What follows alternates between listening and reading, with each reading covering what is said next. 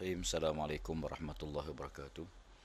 Uh, Pertama sekali saya ucap terima kasih pada Ustaz Nasruddin Hassan Tantawi, calon kita di Parlimen Temerloh, saudara Cikgu Abdul Majid Hassan, pengarah Jabatan Pilihan Raya PAS Pahang. Petang ini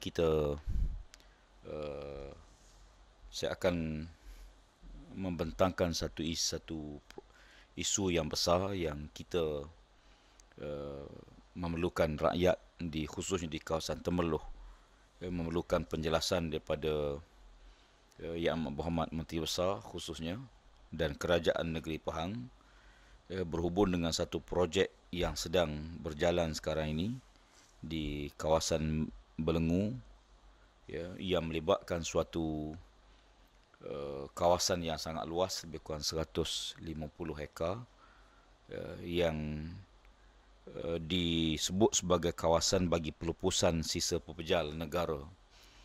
Apa yang menimbul keraguan daripada ramai pihak, khususnya di kalangan penduduk di kawasan Temerloh, yang banyak bertanya, mereka rasa terkejut dengan projek yang besar begini, yang kalau dianggap sebagai tapak pelupusan bagi sisa ataupun sampah, dia sebagai satu benda yang rasa pelik. Pertama sekali, kawasan ini digali dengan begitu luas. Nanti kita akan lapirkan sama tentang gambar-gambar yang kami perolehi. Apa yang penting ialah apakah tujuan sebenar tapak ini,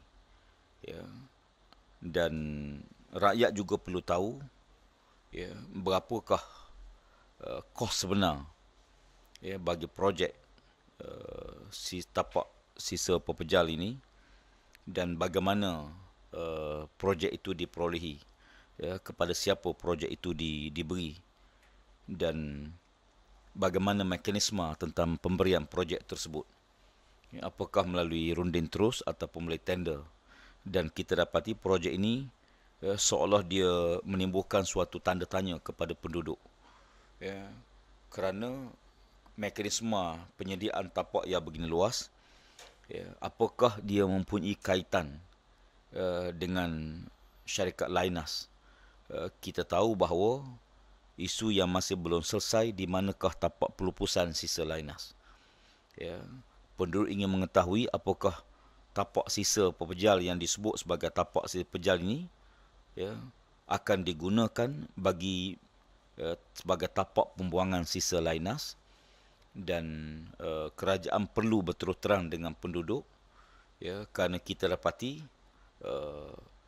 seolahnya ia suatu projek yang tersembunyi, yang kita tidak dibenarkan masuk ke kawasan tersebut, dan kita ambil gambar ni pun gambar daripada luar, dan kita perlukan maklumat lebih detail, rakyat perlukan maklumat lebih detail berhubung dengan projek ini.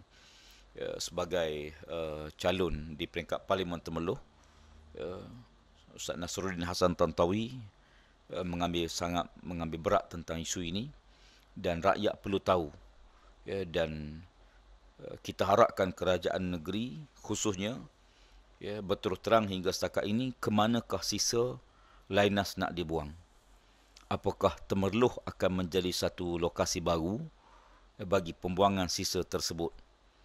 Dan kalau ini berlaku, saya ingat ini satu berita yang malapetaka yang terpaksa dihadapi oleh penduduk Temerloh.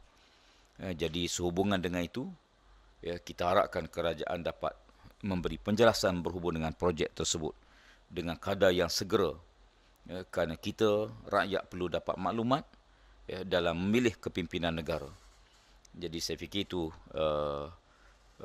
sebagai respon awal daripada PAS Pahang, dan saya beri ruang kepada Ustaz Nasruddin sendiri untuk memberikan komentar beliau berhubung dengan projek ini. Terima kasih. Apa yang kita letakkan sikap prihatin kita ialah yang pertama sekali pada isu alam sekitar.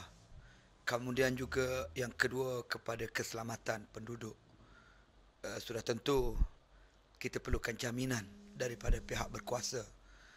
Jadi bagi pihak kami pada bila-bila masa pun kepada mana-mana pihak juga kita akan memastikan alam sekitar terjamin, keselamatan penduduk terpelihara dan apa yang paling penting ialah ketelusan dalam apa juga tindakan projek sebagaimana yang Datuk sebut tadi ialah perlunya sikap berterus terang untuk rakyat mengetahui betul duduknya keadaan yang sebenar.